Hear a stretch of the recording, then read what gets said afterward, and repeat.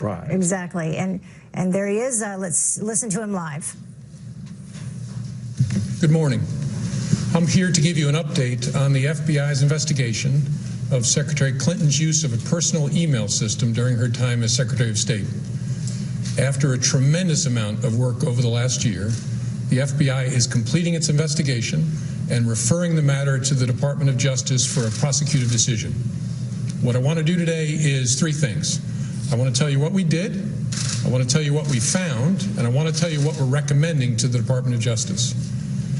This is going to be an unusual statement in at least a couple of ways.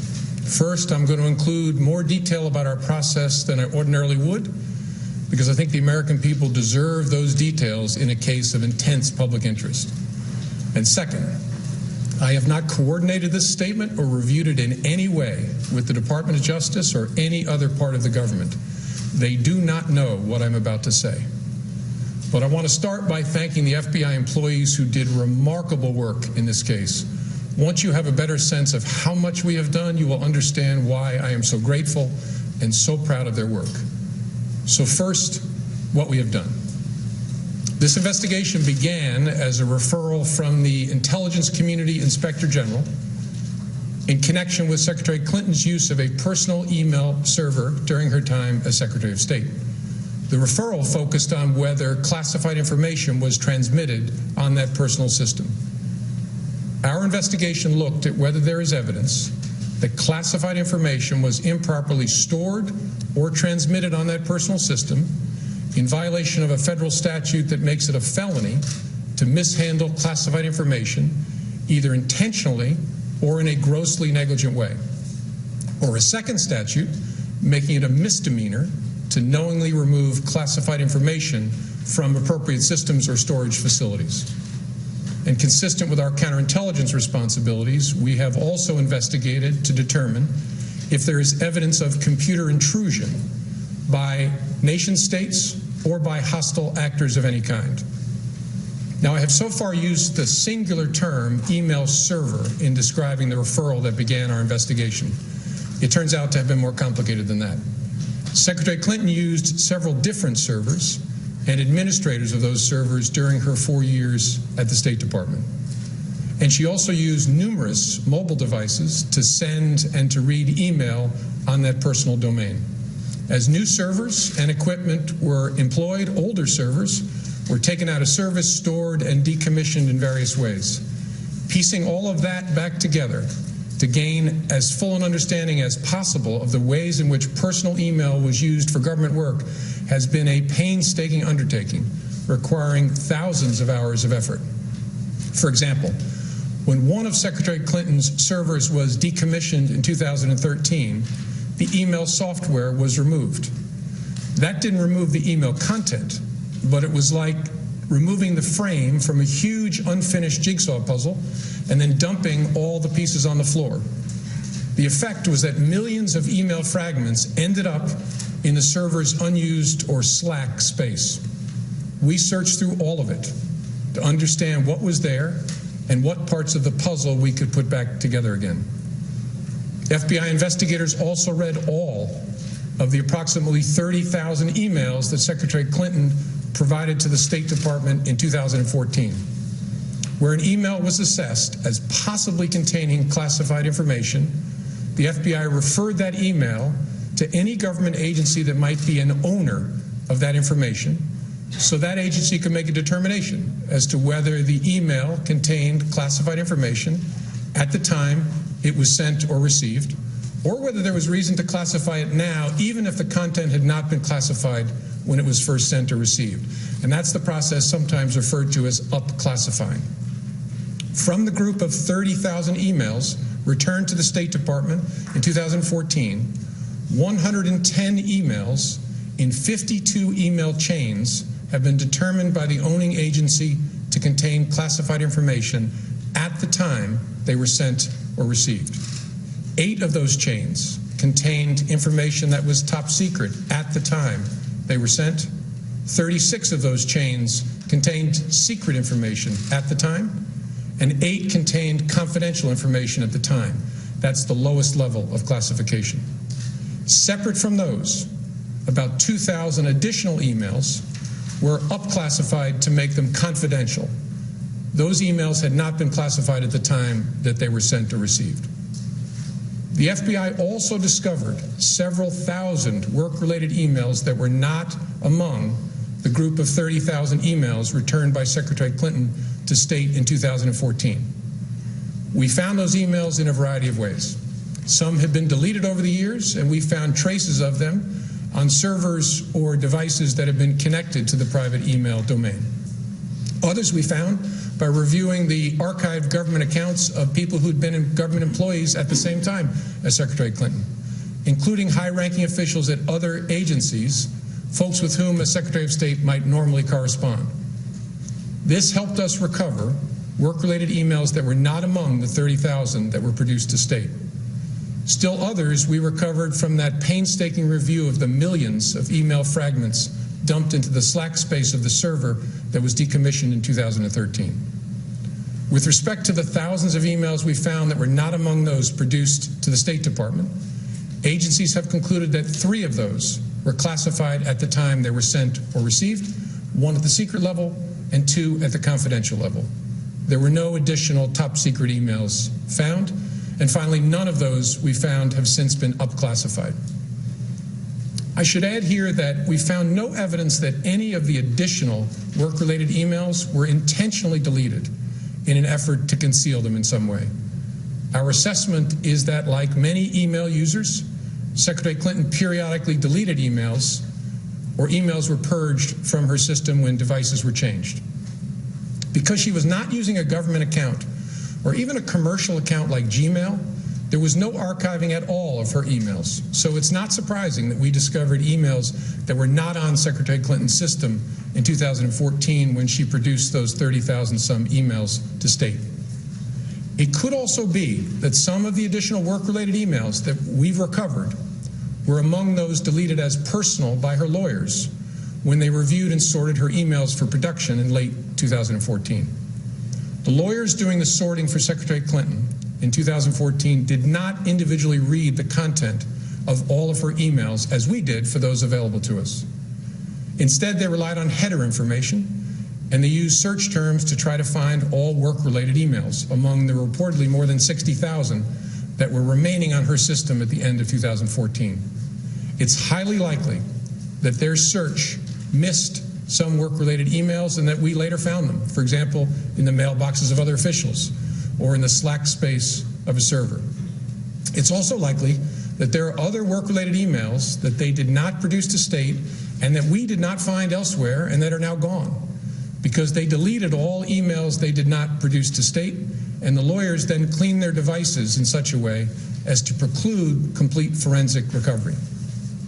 We have conducted interviews and done technical examination to attempt to understand exactly how that sorting was done by her attorneys.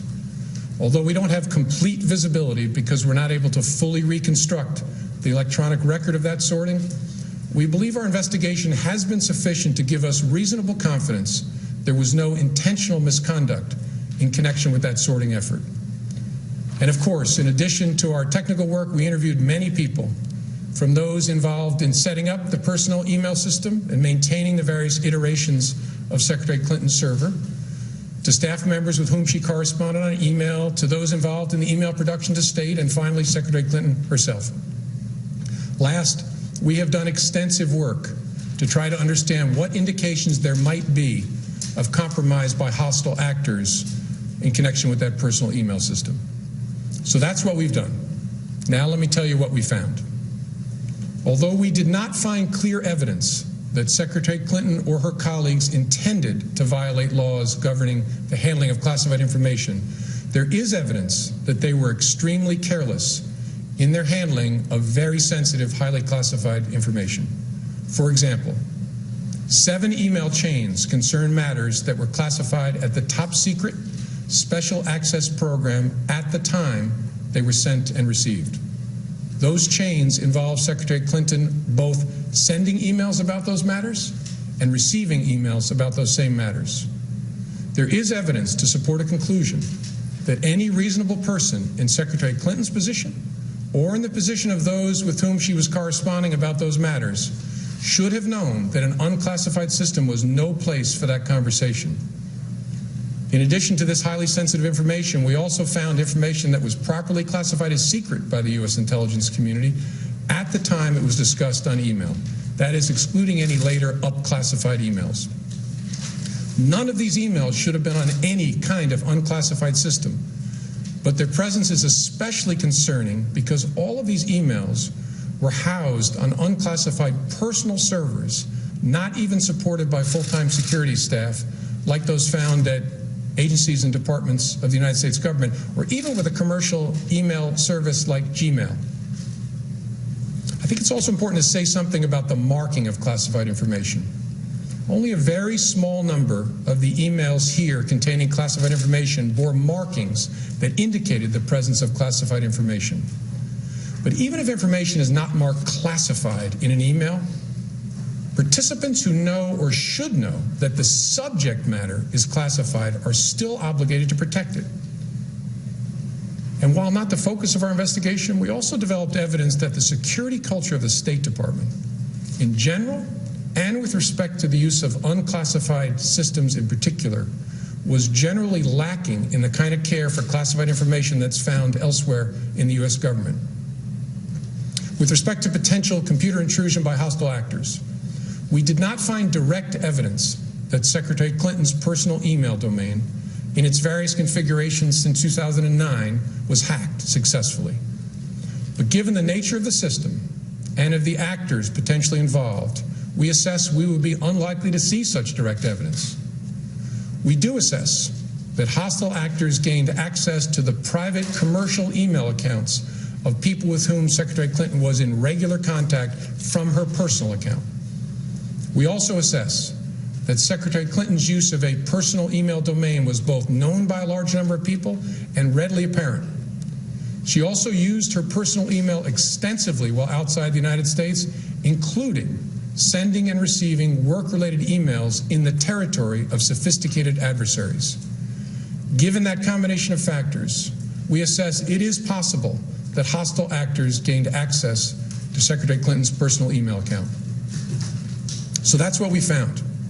Finally, with respect to our recommendation to the Department of Justice.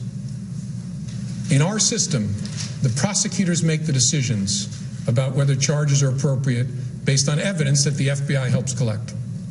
Although we don't normally make public our recommendations to the prosecutors, we frequently make recommendations and engage in productive conversations with prosecutors about what resolution may be appropriate given the evidence.